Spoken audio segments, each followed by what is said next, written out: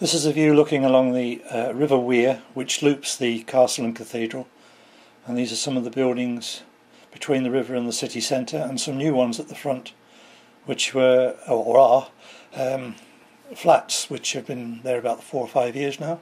And there's St Nicholas Church in the background. There's been a church on this site since 994 AD, and it used to be part of the boundary of the city, had actually provided part of the fortifications.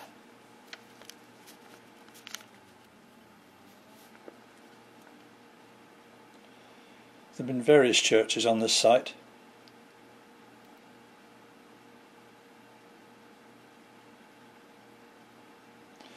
And that sort of area there covers the indoor market.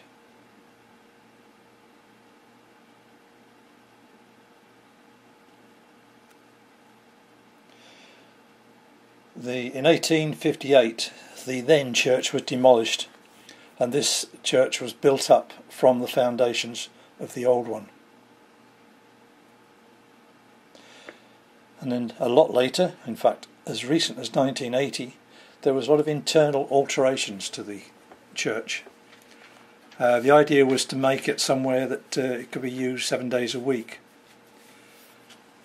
When I went in, I was somewhat disappointed, I have to say, because I think it lost a lot of its appeal because of the alterations.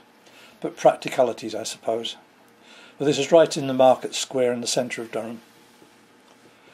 Over the last 3 or 4 years, a lot of alterations have been carried out to the marketplace. You can see by the seating and the lamp posts, etc.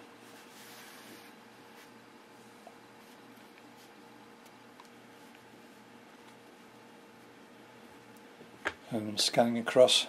Obviously it's collection day. That is the town hall, and some of the older buildings in the square, the old market tavern, and the entrance to the indoor covered market. The market goes back to 1851. But like the church down the road, it was overhauled more recently in 1996. It still has a lot of charm in the market for me, and has some interesting stalls as well as stalls that you would expect it to have. But this is back at St Nicholas and the entrance from the market square.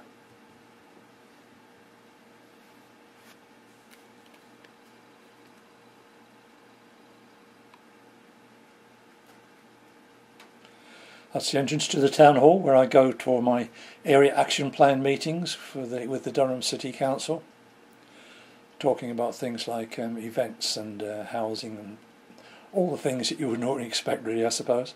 This is going into one of the entrances to the market. I'll say there's a wide variety of stalls.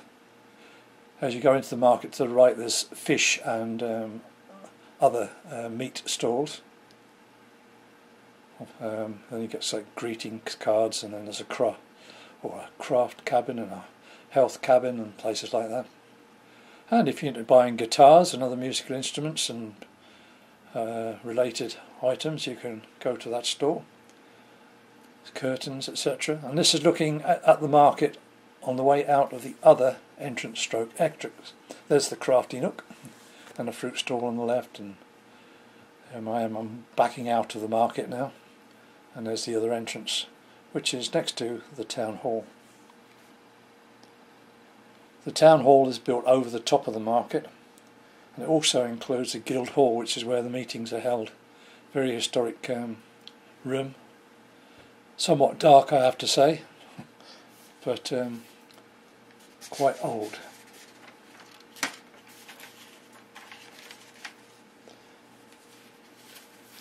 Now this is a statue which was moved last year from the lower end of the square to the higher end. It's Charles William Vane Stewart, the 5th Marquess of Londonderry. He was born in 1778 and died in 1854. One of the quirks of that particular statue that sometimes you get asked is to have a look at it and see if there's something you can see that's not quite right. That is supposed to be that the horse, with its mouth open, doesn't have a tongue. And looking at some photos, this again is St Nicholas.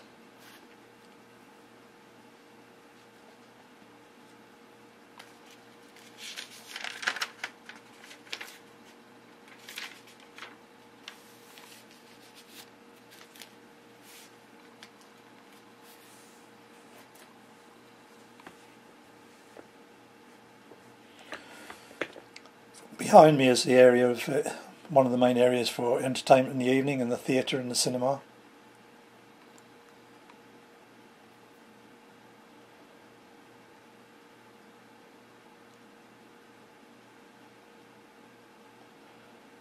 The town hall again.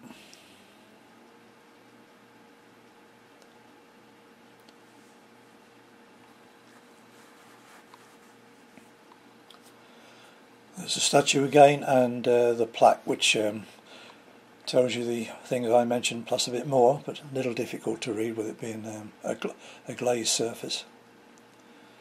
Looking back again from where I started, the castle and the cathedral in the background, the new flats right next to the river, which blend in well, I think.